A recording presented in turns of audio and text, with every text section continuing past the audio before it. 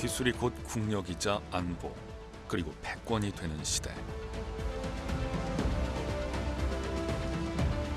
하늘에선 자주국방의 결정체인 KF-21 보라매가 비상을 앞두고 있고, 대한민국이 독자적인 전투기 개발이 성공했음을 입증하는 계기라고 생각합니다. 거리를 누비는 배달 로봇과 하늘을 가르는 드론. 기술의 진보는 이미 우리의 일상에도 깊숙이 침투했고, 미래 모빌리티 시대가 성큼 다가왔습니다. 온실가스가 발생하지 않고 교통 정체가 되지 않는 미래 모빌리티를 만들어서 시민들의 삶을 좀 더 편하게 하기 위해서 더 먼 미래를 향한 시선은 폭발적인 전력 수요를 감당할 차세대 에너지원, 핵융합이 힘차게 맥동하고, AI나 이런 기술로 인해서 나중에 정말 지금보다 10배, 20배 전력이 필요하다고 하더라도 그거를 공급할 수 있는 능력이 핵융합에게는 있기 때문에 그런 상황까지. 바이오 헬스 기술은 국가적인 신성장 동력으로 성장하고 있습니다. 신약 개발 같은 걸 하게 되면 그게 결국 전 세계에 팔리는 블록버스터 드럭 같은 게 되기 때문에. 하지만 핵심 부품의 기술 동력과 기술의 속도를 따라가지 못하는 낡은 규제, 인재 양성까지 풀어야 할 과제도 만만치 않습니다. 기술에 의존성이 있다. 이러면 협상력이 떨어지고 우리가 뭔가 주도권을 가지고 있다는 것은 굉장히 유리한 위치에 설 수가 있습니다. 2026년 거센 기술 패권 경쟁의 한가운데에 선 대한민국. 팩트 추적이 그 치열한 현장을 기록합니다. 2026년 병우년 새해가 밝았습니다. 오늘 팩트 추적은 대한민국 기술의 현주소를 조망하기 위해 YTN 서울타워에 나와 있는데요. 오늘의 팩트체커 윤성훈 기자도 함께하고 있습니다. 윤 기자, 2026년 현재 대한민국은 기술 강국으로 도약하느냐 아니면 추격자로 남느냐를 결정지을 중대한 분기점에 서 있잖아요. 이른바 기술 주권을 확보하기 위해서 전 세계가 사활을 걸고 있는데 그 속사정을 들여다보면 챙겨야 할 과제들이 꽤 많다면서요. 네, 기술 주권이라는 게 결국 우리 핵심 산업의 운전대를 직접 쥐겠다는 건데요. 취재를 해보니 국방과 에너지, 바이오 같은 전략 산업 전반에서 장밋빛 전망만큼이나 해결해야 할 현실적인 난제들도 있었습니다. 기대만큼이나 우려되는 대목도 많다는 건데 오늘 그 실태를 하나씩 짚어보죠. 먼저 첫 번째로 살펴볼 분야는 어디입니까? 네, 기술 주권이 국가의 생존과 직결되는 곳 바로 자주국방 현장입니다. 공군에서는 우리 기술로 만든 최초의 국산 전투기 KF-21 보라매가 본격적인 비상을 준비 중인데요. 경남 사천을 찾아가 봤습니다.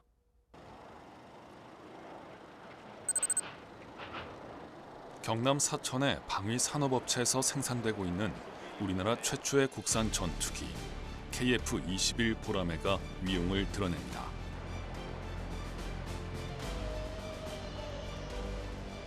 4.5세대 전투기로 평가받는 KF-21은 지난 2022년 첫 비행에 성공한 이후 본격적인 양산 단계에 접어들었습니다. 실제 하늘을 날기 위한 최종 점검 단계를 마치면 올해 하반기 우리 공군에 순차적으로 인도될 예정입니다. 26년 저희가 납품을 하게 되면 그 순간부터 우리 기술로 만든 우리나라 전투기가 우리나라 영공을 지키게 되는 첫 해가 될 것이라고 생각합니다. KF-21 보라매의 향후 스텔스 기능과 지상, 해상 공격 능력까지 탑재될 경우 5세대 전투기로 거듭날 수 있습니다. 동급 경쟁 전투기들과 비교해 반값 수준으로 저렴하다 보니 필리핀, 아랍에미리트 등이 직간접적으로 관심을 보이는 등 세계 시장 관심도 뜨겁습니다.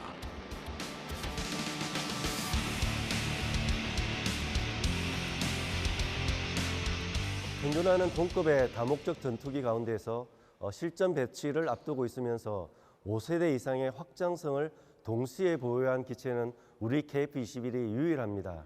납기와 가격 측면에서도 수출 경쟁력을 갖추고 있다고 확신합니다. 다만 수출하려면 지금은 미국 정부의 승인이 필요한 실정입니다. KF-21 보라매에 탑재된 핵심 부품인 엔진을 미국 기술에 의존하고 있기 때문입니다. 눈 역할을 하는 A사 레이더와 항전 장비까지 그동안 수입에 의존하던 핵심 기술들을 국산화하는 데 성공하면서 KF-21 보라매의 국산화율은 65%에 도달했습니다. 엔진을 비롯한 남은 35%의 기술력을 채우는 게 시급한 과제입니다. 그러기 위해선 관련 업체들이 연구 개발을 지속할 수 있도록 꾸준한 수요가 있어야 합니다. 업체가 국산화를 한다고 하더라도 그 소요가 없으면 이제 국산화에 대한 의미가 없어지기 때문에 KF-21의 독자 기술력을 향상시키고 지속적인 생산을 가능하게 하는 조건이 수출과 맞물려 있는 셈입니다. 이를 위해 정부도 나섰는데 3조 3천억 원 규모의 예산을 투입해 2040년까지 전투기 엔진의 국산화를 이루겠다는 목표입니다. 이런 하이급 전투기 엔진을 개발할 수 있는 국가는 몇 개 안 되거든요. 이것들을 우리가 자체적으로 투자해서 할 수 있다면 큰 또 시장이 열릴 것이다. 또 KF-21 보라매가 미래 공중전에도 활용될 수 있도록 미래 기술력을 개발하는 작업도 숙제로 꼽힙니다. 5세대라고 하는 그 스텔스 성능, 즉 저피탐 탕지 기술을 적용하면 현재 F-35처럼 내부 무장창 등을 적용해서 5세대로 진화할 수 있고요. 무인기와 결합된 4세대 유무인 복합 전투 체계, 6세대라고 하죠. 거기에 대한 스타디도 많이 진행되고 있어서 최근 핵심 산업을 꼽으라고 한다면 AI를 빼놓을 수가 없는데 AI를 바탕으로 한 모빌리티 혁신에 대한 기대감도 높아지고 있다고요? 네, 2026년은 우리 일상의 이동 방식이 바뀌는 원년이 될 전망인데요. 일부 지자체에선 자율주행 버스가 이미 달리고 있고 올해부터는 운전석이 없는 레벨 4 버스까지 투입될 예정입니다. 네, 이렇게 단순히 사람을 태우는 걸 넘어서 로봇이나 드론이 물건을 나르는 시대도 이미 시작이 됐지요? 맞습니다. 그 현장을 직접 찾아가 봤습니다. 경기도 성남시 판교역 일대. 빌딩숲 인파 사이를 유유히 누비는 작은 로봇, 바로 도시명 자율주행 배달 로봇입니다. 성남시가 전국 지자체 최초로 도입한 서비스로 가게에 주문이 들어오면 로봇이 스스로 물건을 싣고 고객 앞까지 배달한 뒤 복귀하는 방식입니다. 이용내역, 그리고 접수가 완료되어 있습니다. 이렇게. 자영업자들에겐 배달비 부담을 덜어주고 시민들에겐 로봇이 배달하는 색다른 경험을 선사하고 있습니다. 배달비가 무료라서 그게 이제 점주들한테 부담이 덜 가는 거는 가장 좋은 점인 것 같고요.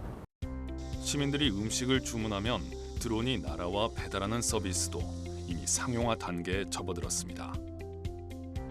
성남시는 이런 시도로 세계 스마트 시티 대회에서 모빌리티 부문 대상을 수상하기도 했습니다. 또한 이제 AI와 또 미래 모빌리티를 서로 결합을 해서 우리 도시 전체를 하나의 그 이동 플랫폼으로 구축하는 그런 미래의 청사진을 갖고 있습니다. 하지만 혁신 이면엔 기술을 따라가지 못하는 규제도 존재합니다. 지능형 로봇법 시행규칙상 로봇 최대 속도는 시속 15km 이하로 제한돼 있습니다. 문제는 사람이 많아 안전사고가 발생할 수 있는 도심뿐 아니라 인적이 드문 외과, 도서 산간 지역에도 같은 잣대가 적용되다 보니 실용성이 떨어진다는 겁니다. 또 배달 로봇에 카메라만 장착해 순찰 로봇으로 활용하려 해도 10여 개에 달하는 운행 안전 인증을 다시 받아야 하는 등 절차가 번거로워 다양한 방면에서 활용하기 쉽지 않습니다. 지역마다 특수한 사정이나 지리적 조건도 고려해야 합니다.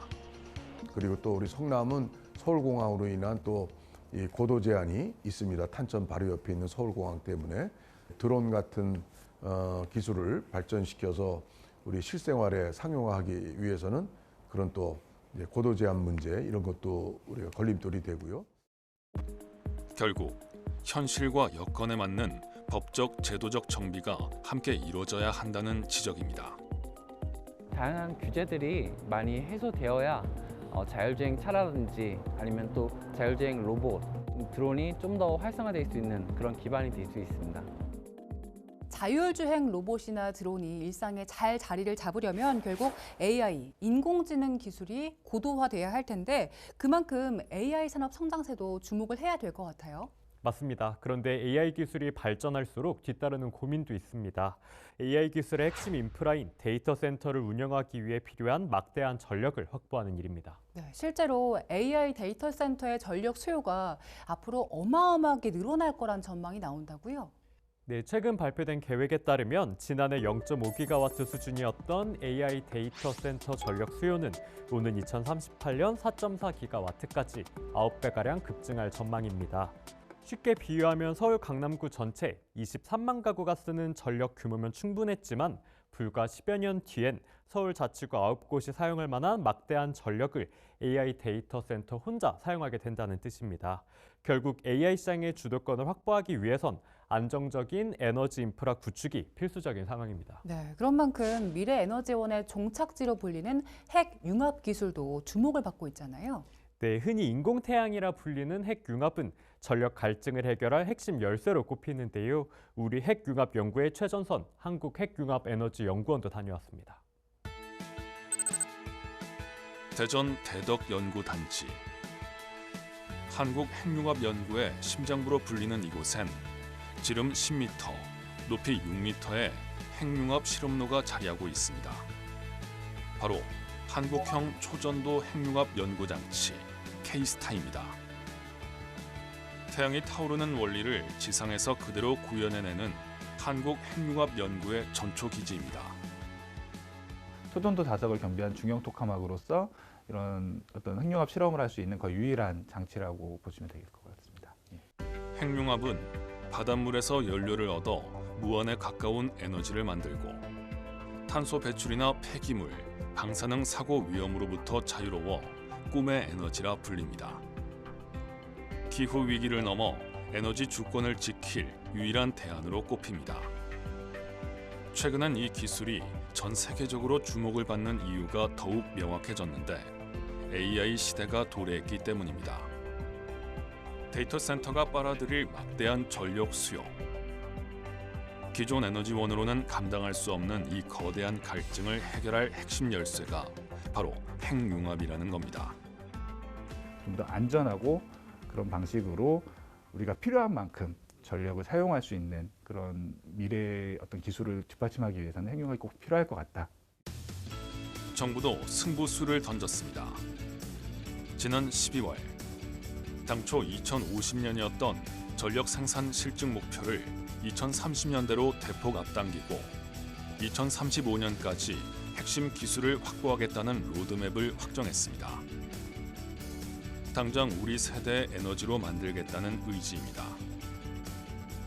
하지만 차가운 현실도 도사리고 있습니다.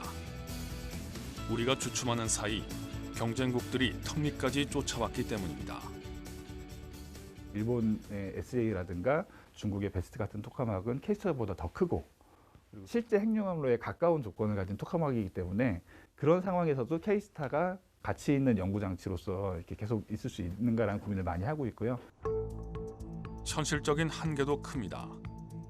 거대 장치를 돌리는 데 드는 막대한 전기료와 냉각 비용, 빠듯한 예산 탓에 연구진은 실험 시간조차 마음대로 늘리지 못하고 있습니다. 중국 등 경쟁 국가들이 365일 24시간 실험 가동하며 기술 확보에 주력하는 것과 달리 우리는 1년 중 6개월만, 그것도 하루 8시간씩만 실험하는 불리한 여건에 놓여 있습니다. 실험 기간 자체를 좀 길게 늘려가기 어려운 측면이 있어서 우리 실험하고 싶은 사람은 굉장히 많은데 이 실험 시간을 배정하는 게 어려운. 무엇보다 우려스러운 것은 바로 사람이 없다는 겁니다. 중국이 매년 1000여 명의 전공자를 쏟아내며 인해 전술을 펼치는 동안 우리나라는 소수 정예 인력으로 근근히 버티는 실정입니다. 지금 같은 연구를 하고 있는 외국, 중국이나 외국하고 비교를 하면은 거의 우리는 한 5분의 1에서 10분의 1 정도 인원으로 항상 연구를 하고 있거든요. 인력 채용의 기회가 많이 없다라는 느낌이 들다 보니까 이 학생들이 공부를 하다가도 중간에 진로를 이제 다른 데로 바꾼다든지 행정학 전공을 하고. 앞당긴 목표를 달성하기 위해 안정적인 재원 확보와 인재를 키우고 붙잡을 수 있는 체계가 뒷받침되어야 한다는 목소리가 커지는 이유입니다. 핵융합 연구는 짧게는 수년, 길게는 수십 년까지 내다봐야 하는 그야말로 장기 프로젝트인 것 같아요. 네, 당장 눈에 보이는 성과를 거두긴 어렵지만 지속적인 연구가 필요한 분야입니다. 이런 긴 호흡이 필요한 연구 분야가 핵융합 분야뿐만은 아니죠? 맞습니다. 우리 생명과 직결된 바이오 산업 역시 성공까지의 과정이 길고 험난하다는 점에서 크게 다르지 않은데요. 바이오 연구 현장도 다녀왔습니다. 팩트 추적 제작진이 찾은 고려대학교 융합분해생물학 국가연구소. 이곳에선 질병의 활동을 늦추는 기존 방식을 넘어 원인 단백질을 선택해 분해 제거하는 기술을 연구합니다. 표적 분자의 기능을 저해하는 일을 아예 없애버리는 걸로. 암부터 퇴행성 뇌질환까지 질병의 표적만 바꾸면 폭넓게 적용 가능한 이 기술은 무병장수를 꿈꾸는 인류의 과제를 실현할 핵심 도구로 가능성을 키우고 있습니다. 항암 타겟이 되는 문제도 있고, 예를 들어서 퇴행성 뇌질환 타겟이 되는 것도 있고, 이 플랫폼을 잘 만들면 우리가 원하는 그 질병을 표적하는 시스템을 만들 수 있다고 생각하고 이제 그런. 하지만 넘어야 할 장벽이 많습니다. 단기 성과 중심의 지원이 주를 이루다 보니 한 분야를 오랜 시간 파고들 수 있는 연구 생태계가 충분히 뒷받침되지 못하고 있는 겁니다.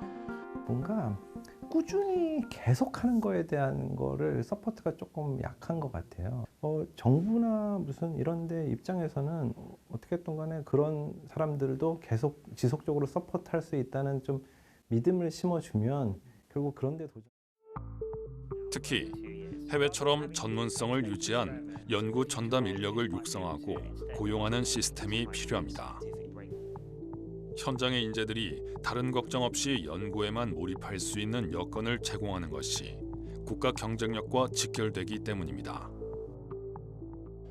과학기술 인력들이 얼마나 스테이블하게 자기가 만족하면서 일을 할 수 있는 환경을 만들어내는 게 사실은 과학 발전의 가장 중요한 것 중에 하나예요.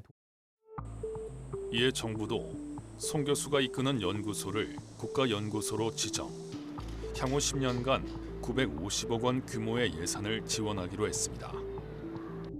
하지만 실무 현장을 뒷받침해야 할 행정의 속도는 여전히 더딥니다. 3천만 원이 넘는 장비 하나를 들여오는데 길게는 2년이 걸리는 실정. 복잡한 심의 과정 때문입니다. 장비심의위원회가 상시로 막 열리는 게 아니라 어렵게 사람들 모아서 해야 되니까 분기별로 한번 지금 현재 전 세계에서 가장 하이엔드의 좋은 장비를 사겠다고 프로포설을 내도 그 장비가 세팅이 딱 되는 순간 이 장비는 구닥다리가 돼버리는 경우가 진짜 많아요. 바이오 강국을 향한 동력은 이미 준비됐습니다. 이제 남은 건 연구자가 연구에만 전념할 수 있는 내실 있는 토양을 갖추는 일입니다. KF21부터 미래 모빌리티, 그리고 핵융합, 바이오 헬스까지 2026년 대한민국 기술 지형도를 쭉 훑어봤는데 어떠셨어요? 네, 이미 우리 기술은 세계 무대에서 경쟁력을 증명하며 곳곳에서 가시적인 성과를 내고 있었습니다. 하지만 이를 뒷받침할 제도와 인력 구조는 여전히 과거의 관성에 머물러 있기도 합니다. 2026년 대한민국이 이 구조적 격차를 극복하고 진정한 기술 강국으로 도약하길 기대하겠습니다. 네, 윤 기자 수고 많았습니다. 오늘 팩트 추적은 여기까지입니다. 저희는 다음 시간에도 현상 이면에 숨겨진 사실을 쫓아 시청자 여러분 목소리에 귀 기울이겠습니다. 함께해 주신 여러분 고맙습니다.